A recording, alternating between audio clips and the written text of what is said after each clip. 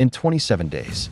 From now, for Americans will climb inside a rocket at Cape Canaveral, Florida, and become the first humans to travel toward the moon. In 54 years, Christina Koch will become the first woman in human history to leave Earth orbit. Think about that. The first woman to venture beyond the safe zone of Earth. Victor Glover will become the first person of color in deep space. Jeremy Hansen will be the first Canadian to leave Earth orbit. Reid Wiseman will be the commander, bringing them back alive.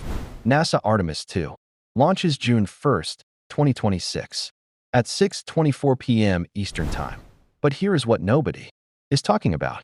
Scientists just warned that a solar storm could hit that exact week. We are in solar maximum. The sun is firing at us constantly. If a major storm hits during launch window, the crew faces radiation exposure that could affect their health for life.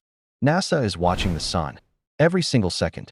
They have a backup launch date in July and another in September, but the crew is ready to go June 1st. Christina Koch trained her entire life for this moment. She knows the risks.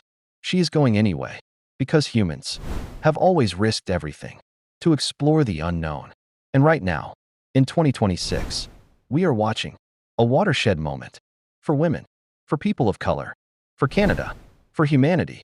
June 1st, Cape Canaveral, Florida, 6:24 p.m. Eastern. Will the first woman make it to the moon? Comment yes or no. Follow AI Soch for every second until launch.